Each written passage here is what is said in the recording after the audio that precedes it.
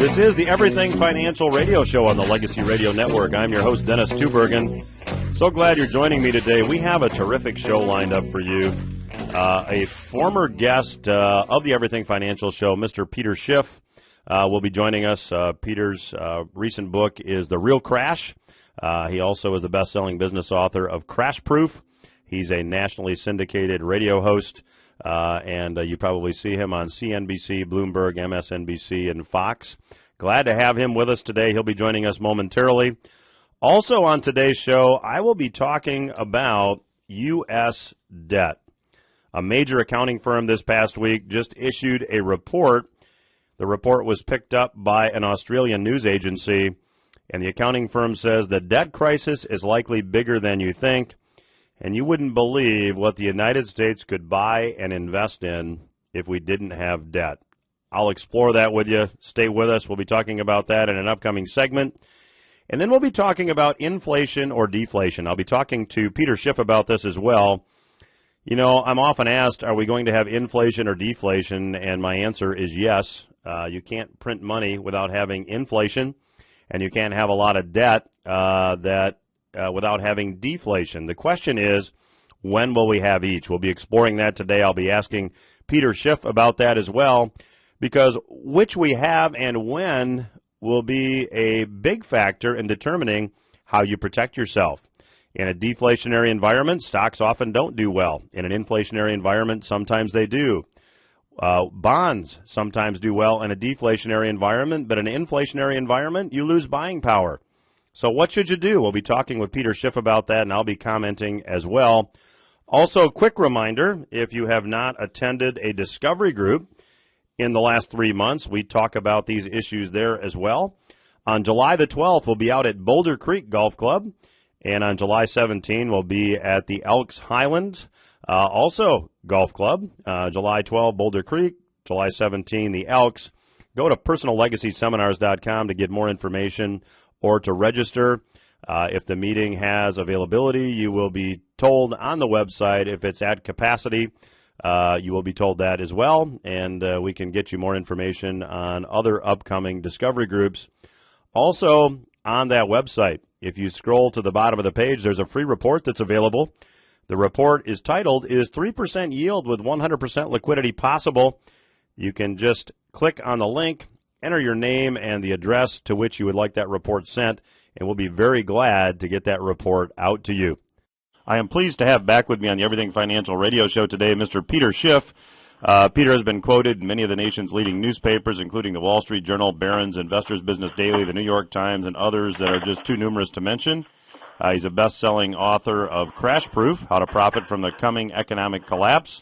His most recent book is titled The Real Crash. You probably also see Peter regularly on CNBC, CNN, Fox News, Fox Business Network, and Bloomberg Television. Peter, thanks for joining us today. Thanks for having me on. Hey, Peter, in your book, The Real Crash, you discuss America's coming bankruptcy, and you state that Americans from all walks of life will feel crushing consequences. Can you describe what you believe is ahead for Americans and what some of these consequences might be? Well, let's just take a look at what's happening over there in Greece. You know, I mean, if you described Greece's economy without mentioning the word Greece, you've got an economy that survives based on debt. They have too many people that work for government and are overpaid. They don't have enough people in manufacturing, so they have a huge trade deficit that's financed by other countries. That's America. And the difference between America and Greece right now is that Greece's creditors are worried and don't want to lend Greece any money. But America's creditors are still complacent. They still lend us money for practically nothing, even though we can't pay it back. And so when we're going to have to deal with a crisis is going to be when our creditors demand the same type of interest rates as some of the European creditors. And when that happens, we're going to be faced with some very, very difficult and unpleasant realities and choices. Peter, you are an investment manager, and when that day comes, and we can talk about timing here momentarily, what will be the consequences? What will be the fallout to someone that has money invested in a 401k, and how will it affect Americans' nest eggs if they're invested in stocks and bonds? Well, I think the ones that have the biggest potential losses are people in bonds and cash, because either we're going to have defaults, in which case a lot of people are not going to get their money back, including people who own treasuries, or in order to avoid default, there's going to be massive inflation, which means even if you get your money back, good luck buying something with it. So people are going to see a dramatic reduction in their quality of living because they're not going to be able to afford the things that they have taken for granted. You know, even if they have their money, it's not going to buy very much. So either you lose your money and prices don't go up, or you don't lose your money and prices skyrocket. But either way, Americans are going to see a huge reduction in their standard of living, the way that, you know, in how they enjoy their lives. And a lot of Americans, unfortunately, who thought they were going to retire one day are going to be living in the reality that retirement is a memory, just like, you know, a single-income family. You know, it used to be in the middle class, it didn't, you know, women didn't have to work to support a family, that one breadwinner was enough. And now very few middle-class families can exist without two people in the workforce. And pretty soon retirement will be, you know, just a distant memory. I mean, the ultra-rich will be able to retire, but middle class will not have retirement. In fact, many middle-class Americans who are retired right now will be in the workforce in 5 years. The question is, what are they going to be doing? You know, but they're going to have to work because they're not going to be able to continue to live off their investment income. Peter, this is a pretty sobering conversation that we're having. Give us your estimate as to the timing of these events. Well, the timing is always hard to predict because there are lots of elements that you can't predict that can delay the inevitable. I mean, right now, I think the one thing or the best thing we've got going for us as far as delaying the crisis is the European crisis, because so many people are worried about Europe.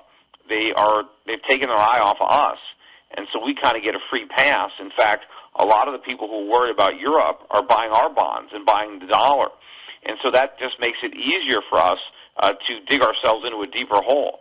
So we keep on borrowing and spending and making our situation worse while the world is focused on the lesser problems in Europe. But at some point, the world's attention is going to be shifted back to the U.S., and we're going to be in trouble when that happens. Peter, you know, the U.S. fiscal policy could probably be described best, in my opinion, as a train wreck, and I know that you've had not only been a political observer, but you've been a political candidate running for Senate a few years ago. If Peter Schiff is setting U.S. fiscal policy, what does it look like? Well, it looks a lot different than what we've got now. I mean, you take a look at my last trip to Washington, D.C. A week ago today, I was testifying on Capitol Hill. In fact, you can see the highlights or the entire testament if you want, but if you just look at the highlights, just go to YouTube and type in, Mr. Schiff returns to Washington. That's my latest trip there. And you can see what's going on. I mean, it's crazy what's happening there. They have no understanding of economics. They're just beholden to the special interest groups who are there lobbying for perks, masquerading as economists giving legitimate advice. And these guys learn nothing from their mistakes. They want to repeat everything they did wrong. And, you know, I'm just there pounding my head against the wall. But clearly, if I was setting the policy, it would be very different. You know, I would be respecting the Constitution, and I would be trying to restore free market economics to our country and dismantle all the government programs and subsidies and regulations that have so distorted the economy and created the situation that we're in today, and, of course, the far dire situation that awaits us when we are held accountable for all these mistakes. You know, Peter, we have about a minute and 40 seconds left in this segment, and I want to pick it up on the other side here. But you mentioned regulation. Let me ask your opinion. Is excess regulation affecting hiring and economic growth, and to what extent? Well, absolutely. I mean, you know, one of the riskiest things you can be in America is an employer. I mean, I've experienced that firsthand, and so I think most people who are young entrepreneurs, if they ask for my advice, it's don't hire anybody or hire as few people as you can, because that is really, I think, the key to a successful small business is don't hire. Because once you start hiring people, you really enter into a realm that most people are going to regret.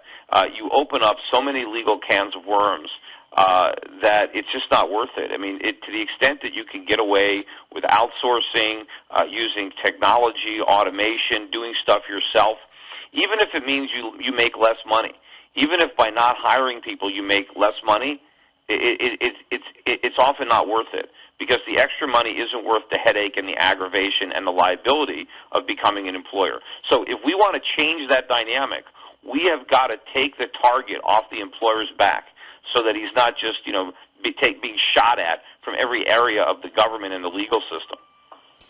We are chatting with Mr. Peter Schiff. I also should mention, Peter, we've got just a few minutes left. You have a nationally syndicated radio show. Tell the listeners how to tune in. I do a 2-hour daily show, Monday through Friday. You can listen to it at schiffradio.com. Of course, if you don't want to listen live, we loop the show for 24 hours. So you can listen whenever you want for free on schiffradio.com. We will continue our conversation with Mr. Peter Schiff when Everything Financial Radio returns. Stay with us.